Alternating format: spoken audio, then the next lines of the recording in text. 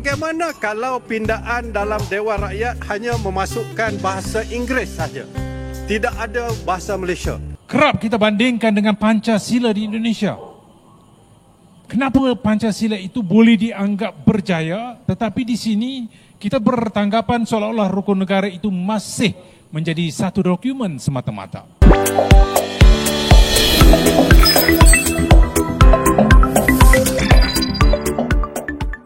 Assalamualaikum warahmatullahi wabarakatuh. Halo teman-teman, jumpa lagi di Aryan M Channel. Oke, buat teman-teman yang klik video ini, seperti biasanya saya harapkan mudah-mudahan teman-teman masih dalam kondisi sehat walafiat. Dan jangan lupa dukung channel ini dengan cara like juga subscribe. Baik, di kesempatan kali ini saya ajak teman-teman untuk melihat sebuah video dengan judul Rukun Negara Rusak, Malaysia Krisis Budaya dan Bahasa. Satu video saya ambil dari Labanse Channel. Oke, sepertinya ulasannya menarik banget. Sebelum kita berkomentar, kita akan lihat dulu. Bahasa Melayu ni bukan sahaja bahasa komunikasi dalam kehidupan seharian kita, malah untuk mempromosikan macam mana santunnya bahasa Melayu, macam mana lembut dan pelbagai bahasa yang kita ada seperti penggunaan pantun dan sebagainya yang tidak didalami oleh orang Melayu sendiri.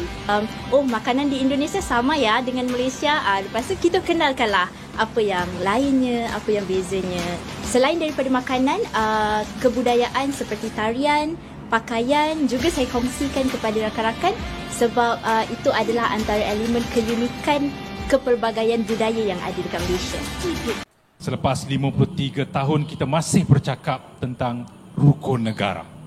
Di manakah rukun negara sebenarnya?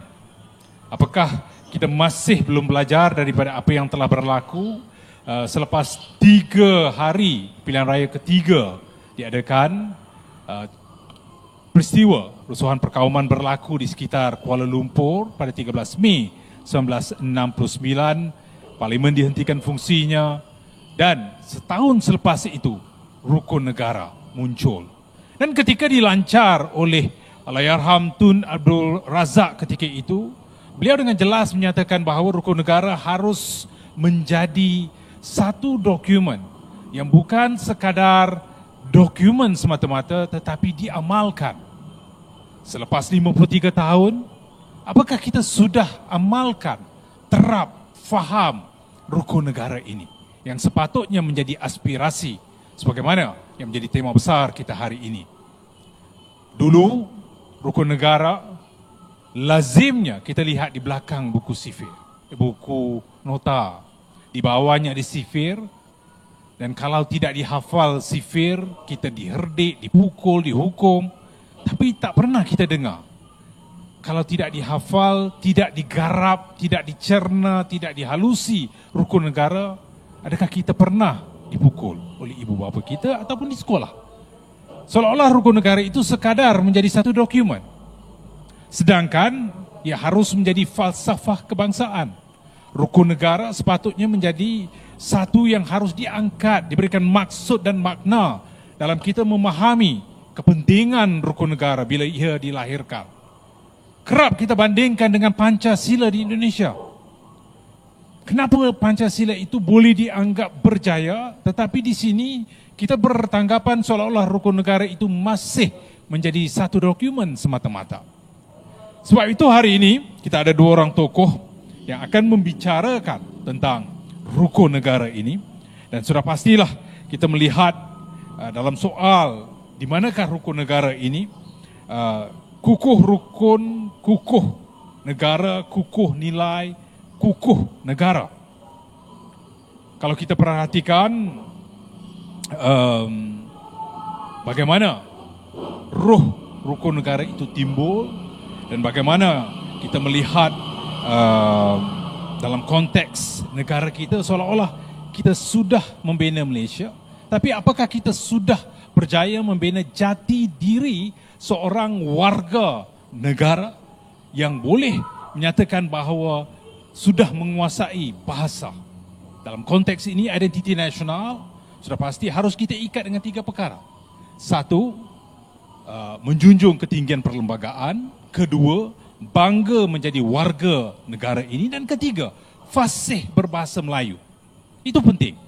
Dan kalau kita perhatikan, manis buah kelapa, manis tidaklah semanis gula.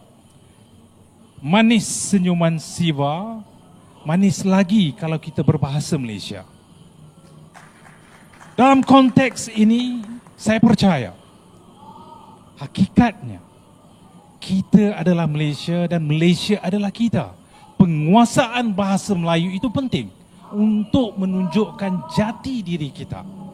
Barangkali yang dilihat dari segi sudut sejarahnya, pada tahun 1970-an, mahu diangkat bahasa Melayu sebagai bahasa penyatuan, tapi sukar dilaksanakan, termasuk untuk perkenalkan sekolah satu aliran. Sehingga kini, walaupun itu dianggap terbaik, tidak ada pihak yang berani lakukan, sebab itu dianggap membunuh diri. Kita hidup berdampingan tapi berasingan, kita bergaul tetapi tidak bergabung. Jadi di manakah asasnya, seperti mana yang dikatakan oleh Datuk Lim tadi, pendidikan harus kita perkukuhkan. Tapi dalam kedudukan seperti itu, barangkali perlu ada pendekatan, mungkin mekanisme, strategi, intervensi yang perlu dilakukan. Formula dah ada, seperti yang dikatakan oleh Tuan Dr. Khairuddin tadi. Tapi bagaimana kita nak kukuhkan supaya bahasa itu tidak menjadi bahasa kedua. Tidak ada bahasa 1, 2, 3. Hanya ada satu bahasa saja. Bahasa Melayu lah bahasa penyatuan kita. Tidak ada bahasa lain. Kalau nak belajar bahasa Inggeris, bahasa Tamil, bahasa Mandarin, terpulang. Tetapi bahasa penyatuan masih lagi adalah bahasa Melayu. Kalau tidak ada bahasa Melayu, sukarlah untuk kita merealisasikan pembentukan negara bangsa yang ampuh, yang berciterakan kepada soal Malaysia ini. Jadi kalau ada soalan lain, itu pandangan tadi dari sudut persejarahan, bagaimana sukar ke arah pembudayaan bahasa. Bagaimana kalau pindaan dalam Dewan Rakyat hanya memasukkan bahasa Inggeris saja? Tidak ada bahasa Malaysia. Kalau selepas ianya diluluskan, ianya nak dimasukkan di dalam kanun keseksaan bahasa Malaysia. Sedangkan peruntukan dalam bahasa Malaysia tidak diluluskan di dalam Dewan Rakyat ini. Bagaimana? Ini adalah satu perkara yang not in order, dengan izin Tuan Yang Ketua. Tidak teratur. Itu pandangan kami daripada pihak pembangkang ini. Adakah saya tidak jangka kerajaan Madani ini ingin mengubah dasar bahawa bahasa rasminya bukan lagi bahasa Malaysia. Dan pada pandangan saya, pengembangan bahasa Melayu akan tetap diteruskan oleh Dewan Bahasa dan Pustaka terutamanya. Walaupun menghadapi perubahan zaman dan juga teknologi, komputer, internet, kemudian kita dengar metaverse dan juga kepintaran buatan ataupun AI.